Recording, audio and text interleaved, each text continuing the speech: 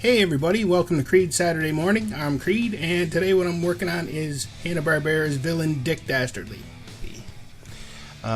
Here's a scan of the sketch I did, and a couple of progress shots of my pencils. And now we're gonna start on the inks. So I drew this version from Dastardly and Muttley's Flying Machines, 1969. That's why he has his flying goggles on. I know in some of the other cartoons he has a different hat and some like racing gear on. And I might draw that version sometime too. I think my favorite cartoon with him in it is Fender Bender 500, which is a 90s updated version of Wacky Races. It's not out on video, but there's some episodes here on YouTube. I'm going to add a link in the description in case you want to check that out. And I will be adding his sidekick Muttley to my villains gallery at some point, so keep an eye out for that one. So all I'm doing here is I'm cutting out the outline on a new layer, and then I'll cut out all the white spots and I'll have a cool set of smooth black digital inks. Dick Dastardly is one of those villains. He's not exactly evil. He's just sort of greedy and underhanded, sort of a bad person, but not really evil. There's a lot of those in cartoons. I really want to add him to my cartoon villains gallery. He's number 77. You can see them all over on my DeviantArt account. The link's in the description below. I think it was from doing horror art. When I started drawing cartoon stuff, I decided to draw all the bad guys. Recently I started to draw other cartoon stuff too, but my villains gallery is really one of my main projects right now. So with this mustache, as soon as I drew it, I knew I was gonna be inking this one on its own layer, and that's just because it's gonna need a little bit of extra highlight that's not in the drawing. So, and I'm just gonna refine these edges a little bit. There we go. Perfecto. So the guy who does the voice work on Dick Dastardly originally was Paul Winchell, who everybody's gonna recognize from doing Gargamel. You know, everybody knows Gargamel. So when I started this cartoon villains gallery, actually I wanted to draw Scarab from Bionic 6, and he was the first one I drew. I never thought I'd get to 77. There's so many cool cartoon villains I want to draw, and my original plan was to draw 100. I think I'm going to easily pass that. I just love drawing them, and actually I think I get the most people interested in my art when I do cartoon villains, because I mean, who doesn't love cartoon villains? I don't draw these villains for kids either, as most of the guys I draw are from my childhood. And I don't think too many young kids these days are watching retro cartoons. So pretty much everybody that's interested in these are in my age range, which is 40-ish. I mostly focus on 80s cartoons, but I also have like classics like this one, and even some awesome newer stuff, although there's not as much of it.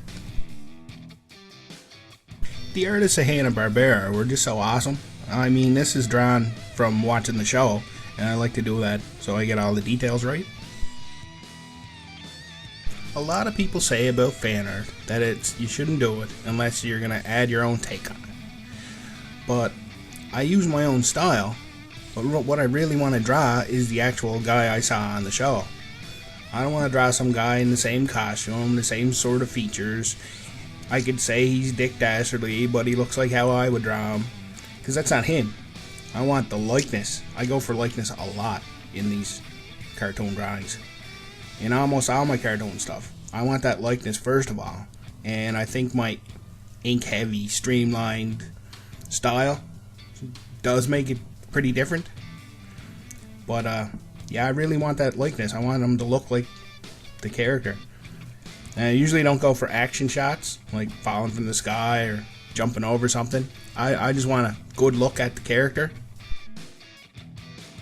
I really was going to put Muttley in the same picture with him, but see, I draw full body, but actually my cartoon villain series is sort of, the thought behind it is the Cartoon Villains Hall of Fame asks for a picture, and this is what they get sent back.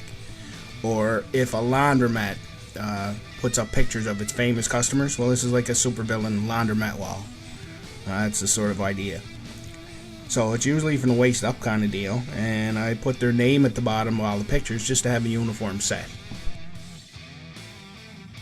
So really, I'm drawing this, but it's for a different format. I'll show you at the end. There we go. Now let's see if we can add some color to it. I color pretty simply. I just lay down flat colors on new layers, and then I add a darker shade on another layer. And since it's Photoshop, I mean, you put a color down and it doesn't look like it's the right color. Let's say I wasn't happy with this blue, although that's a good blue. If I wasn't happy, I just finish doing the layer anyway, and you can go back, just a couple of adjustments. You can change it to a different color, you can change it to a different blue. It's just a few clicks. I always put every color on its own layer. If I want to go back and change something, I can do it in a second. Usually after I finish a piece, I put it up on my TV screen for a while, and while I'm doing other things, let it soak in, get a good look at it, sort of really eyeballing it for anything I want to change or fix. And sometimes I actually do go back and make a change, but I like to look at it before I post it anywhere, let it sit for a while.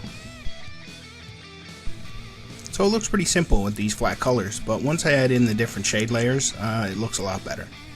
And all I do with the color is I draw it a little bit bigger than where it's supposed to be, into the black line, and then I set the layer on darken, and it covers all the white.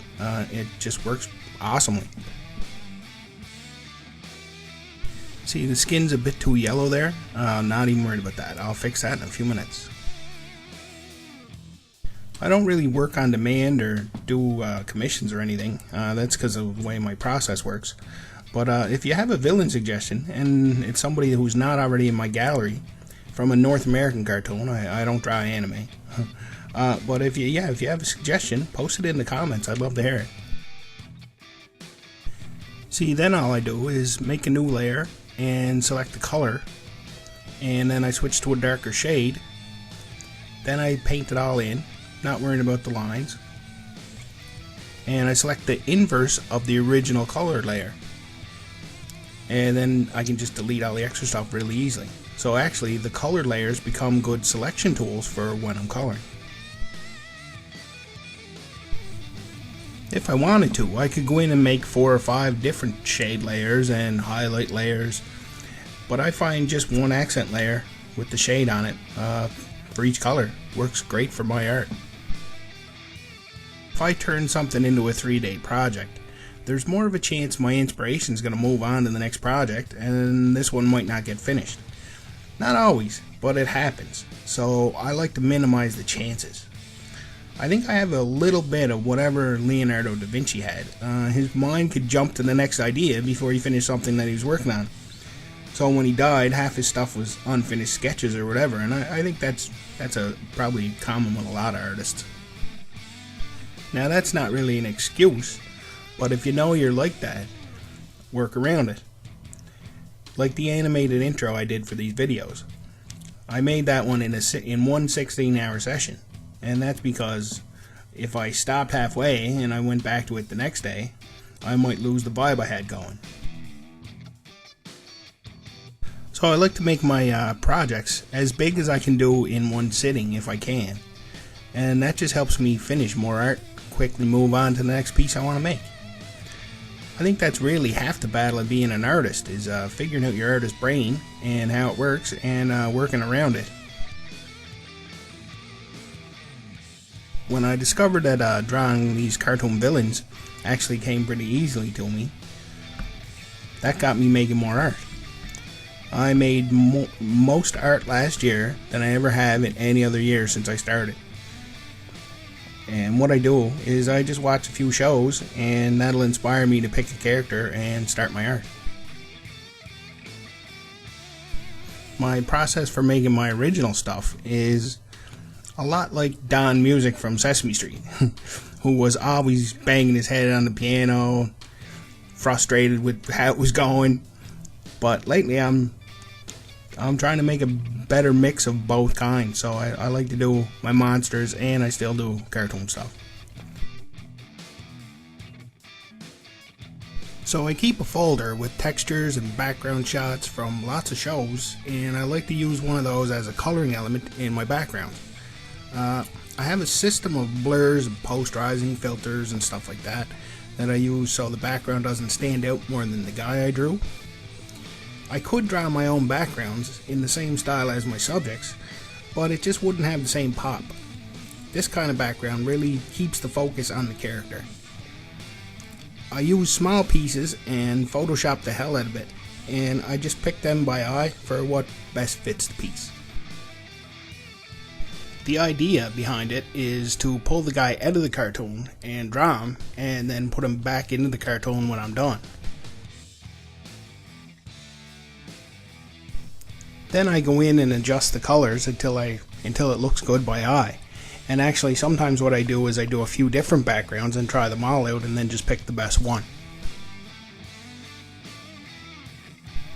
And since this is a layered Photoshop file, for example when I finish Muttley, I can take the two of them and make one picture. Or really whatever you want. So I save that in my archives, but really what I'm going to use this for is I'm going to resize and add some text so it fits my villain's profile that I use. So having my art saved in this format really helped me out when I needed cartoon figures for my video intro that I made. All I do then is some resizing and recropping of the picture, add a little text, maybe add some more filtering to the background, and there you have them. Number 77 in my villains gallery, Dick Dastardly.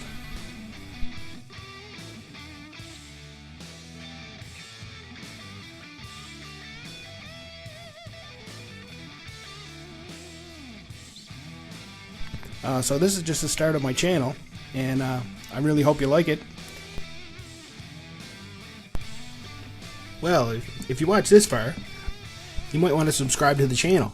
So here's the link, and I'd appreciate a thumbs up or a thumbs down depending on how you feel. So until next time, take her easy.